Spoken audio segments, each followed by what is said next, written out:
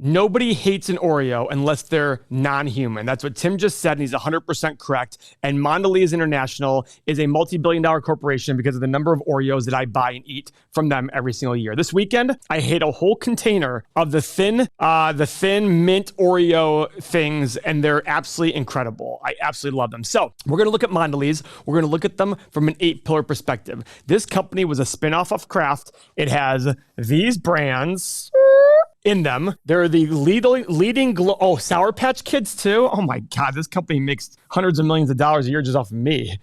Chips Ahoy, crust. All right, so let's look at this company. 52-week high of around 70, low of 55. It's currently $58 a share. Before we do our 8-pillar analysis, I always like to look at the dividend. 2.4%. Guys, just remember, the dividend is not always safe and secure, and it's not to be added as an extra return. You have to take cash flow from the company to pay the dividend. So all you're doing is changing money from the hand of the company into your pocket. If it stays in the company with no dividend, you still have the same access to that money. So don't try to convince yourself that it's an extra return. All right. Now, the good news is we can look at this dividend and determine how easy it is to pay it. They paid $1.9 billion, but their 5-year average free cash flow is $3.1 billion. I don't like that very much. I like that number to be under 50% of the 5-year free cash flow. However, this is a company that probably doesn't have a ton of growth potential. So they probably have to pay out a large dividend to attract investors. So 8-pillar analysis. First one, pillar number 1, 5-year PE ratio under 22.5. It is 21.76, skirts by.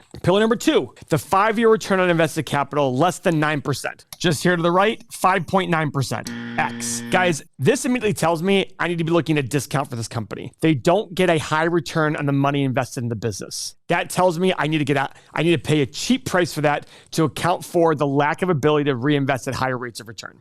My guess is this probably isn't higher than their weighted average cost of capital, which says they're not going to generate high rates of return and they're probably economically losing money for their investors. So again, you need to pay a discount. Pillar number 3, very simply, I want revenue growth. So I go to the income statement. 5 years ago, 26.37. Last year, 30 billion. Check mark there. All right, you go back 10 years. I don't know what they spun off here because they really dropped in their revenue big time, but that's something to research here going forward. Did they spin anything off going back? Pillar number 4, net income growth. I just want $1 of net income growth over the last 5 years. We scroll down just a little bit, 3.04, 3.86, check mark there. Pillar number 5, shares outstanding. We need that staying the same or going lower. We don't want them issuing shares unless they're super, super expensive and it's better than taking on debt. But we don't want them issuing shares and diluting us as owners. It's the silent killer to investing. People don't look at this enough. You need to keep this in mind when investing. Scroll down the bottom, end of 6th year, they had 1.52 billion. Last year, 1.38. So they are decreasing their shares outstanding. Now, pillar number 6 has to do with long-term debt. And long-term debt works the same for you as it does for a company. The more debt a company has, the harder it is for them to survive during a downtime. So what's a reasonable amount of debt? Well, what I've determined for myself is I go back to the main page. I look at their 5-year average free cash flow. I multiply that by 5. So 3.1 billion times 5 is $15.5 billion. I want their long-term liabilities under 15.5. Now, before we look at what it is, I want you guys to remember, a company as established as this, I'm betting that it's okay for them to have higher debt because this is a brand. They own a ton of great brands. If you ask everybody what the 2 best cookies out there, they're going to say Oreos and Chips Ahoy. Spoiler alert, they own those companies. So that's something to keep in mind. It is easier for a company with such a good market share and control to have higher debt. But let's go to the balance sheet. We want it under $15.5 billion. And they currently have $24.8 billion. So that's an X. Now, I don't like a lot of debt, but again, if there's one justification for a company like this, it might be that. But we got to do our research on when those long-term liabilities are expiring, what the rates are, because rates are going up. So as these long-term liabilities expire, they've got to refinance them at higher rates, and it's going to take away from free cash flow and net income. So keep that in mind going forward. Now, pillars 7 and 8 have to do with free cash flow. Free cash flow is cash from operations less your capital expenditures. And the 5 things you can do with free cash flow are buy back shares, pay down debt, reinvest in yourself, make acquisitions, and pay dividends. Any 5, any combination, 1, 2, 3, 4, what doesn't matter is none of them. You can do any of those things with free cash flow. On our cash flow statement, I added this line to make the math easy for you. 5 years ago, 2.46 billion. Last year, 3.38. Check mark there. And our final metric, we want to take their 5-year average free cash flow and we want to multiply it by 22.5 to come up with a market cap similar to the PE. So 3.1 times 20 is 6.2. Oh, sorry, 62. 6.2, and then another 1.5. So we have, call it $70 billion. We want a market cap of under $70 billion.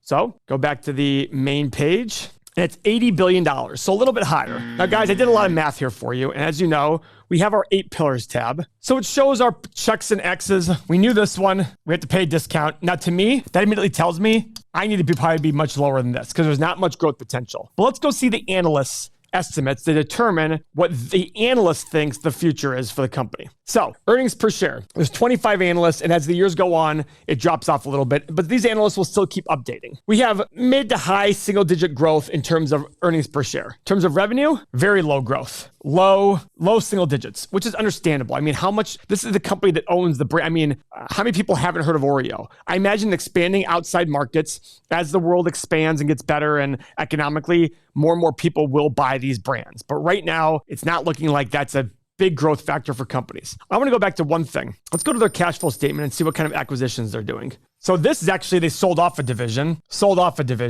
bought something.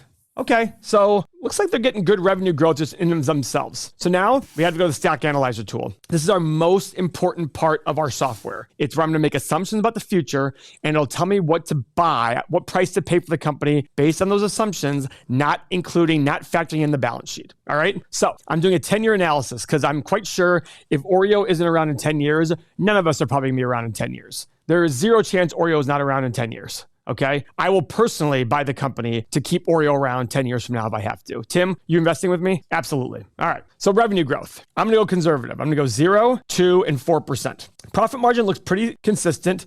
I'm gonna do 12, 12.5, and 13. Free cash flow margin, okay. It's gotten better. Let's go 9.5, 10.5, and 11.5. Now, PE and price to free cash flow. Remember, low return on invested capital. So I need a much lower PE and not a lot of growth. Guys, I'm going to go really low on PE here. I'm going to go with 10, 12, and 14 because it still has a great brand. Some could make the argument this could be higher, and I don't disagree with them on that one. But I'm going to make up for it in my desired annual return. Since I'm being conservative over here, I don't need as big a return for big a margin of safety. I usually do 12.5, 15, 17.5. I'm going to do 12, 13.5, and 15% desired annual return.